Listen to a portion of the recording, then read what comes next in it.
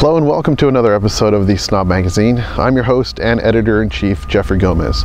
The car we'll be reviewing today is the 2012 Range Rover Evoque. It's available in a 4-door and a 2-door model. Why the 2-door model? It's simple, really. It's so you don't end up here at the mall like a soccer mom.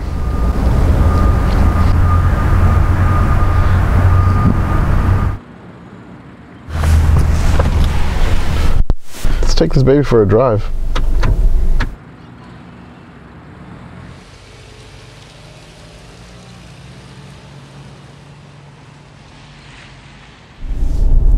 So when I first saw the Range Rover Evoque, I didn't really think much about it. I thought that it was kind of ugly. I thought, oh, here we go with another car for mom to drive. Another car that's going to clog up all the malls and highways with kids and spilled Cheerios. But then they surprised me with this 2-door model. With the direct inject 240 horsepower turbocharged engine, the Range Rover Evoque really does good. There is an amount of turbo lag off the line, but it's nothing to cry about. And if you happen to be a soccer mom, you'll certainly beat those minivans off the line, and on the top end, of course.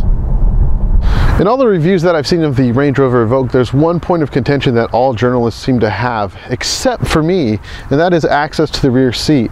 On the 2-door model, you have to sort of lift this handle up and kind of crawl your way in, but there's something else. There's a button right here on the seat and you just press it, and it takes ages and ages to move. Now you'd think that'd annoy me, and it kind of does, but here's the thing. I have no family. It's 2 doors, so I don't really want to carry anybody, and I think that's the exact point that Range Rover was trying to make with this car. This isn't for soccer moms. They don't want soccer moms to have this car. They can have the 4-door model. They can have the regular Range Rover. But for guys like me, no. This is great because it's like I just tell my friends, you know what? It takes forever. Sorry. Go catch a ride with someone else. Works for me.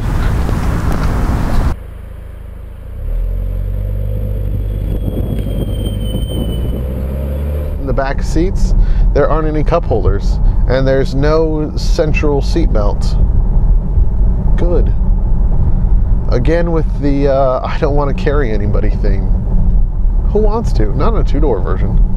Now this 2-door version is for guys or single people with no kids. Look, I see a soccer mom. Oh yeah, baby. This is an Evoque.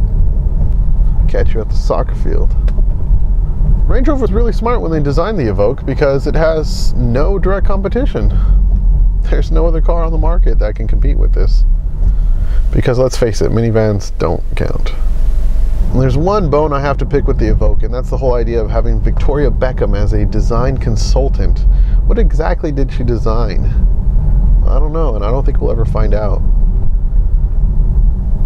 Maybe the car will throw up after it eats. Riding the Evoque is actually really smooth, and one would be remiss to think that the car is made only for going to and from the mall. No, this car is actually very, very capable off-road. I mean, to carry the Range Rover name really means a lot, and this car does not let you down. Gas mileage isn't that bad either, with 18 on the road and 28 on the highway. The Evoque does good. The sleek design of the Evoque really brings out a lot of looks from people. They see it and they're like, it looks like a Range Rover, but it's shorter and sleeker. And there's not a woman driving it, or 3 crazy kids dirtying up the windows and back. What could it be? The adaptive magnetic dampening of the car really keeps it stable in the turns. As far as off-road, I mean, it's a Range Rover. This thing can do anything it wants. I see a Land Rover across from me right now. I see the lady checking it out. Yeah, it's a Range Rover, but it's an Evoque, baby. And as soon as I turn, drive past you, yep, look at that, 2 doors, 2 doors. Means I got no kids. No mistakes here. So here we are inside the Range Rover Evoque on the lovely and quite busy freeways of Southern California. The car handles great. It's not a big old boxy SUV. The adaptive magnetic dampening works wonders. The car doesn't have the pitch and roll that you would find in other cars. And all the settings are here too. You can put it in sport mode and it gets even stiffer, and it really does the job well. And I have to admit, I was afraid at first. I was thinking, oh, I'm going to take this car on the freeway, maybe a couple little twisties here and there, and I'm going to probably roll over and die. But no, this car stays firmly planted, as it should. And again, it's not overwrought like some other SUVs are, where they're just like bumbling around. No, this car does really well. It's almost like a sports car. It's almost like a sports utility vehicle. Huh. You know, I have to say, I really wasn't impressed with the Evoque when it first came out. I saw images of it and I was just like, kind of uninspiring. But when the auto show came to town and I saw it in person, I was like, wow, this car looks good. And once I got into it and started seeing the reactions I was getting from other people, excellent. Good job, Range Rover. Good job, buddy. Good job. So what do we take away from the Range Rover Evoque? Well, it's a wonderful machine that is perfectly suited on-road and off-road. And if you happen to find yourself in a shopping mall, it can handle that too. Doesn't mean you have to go there though.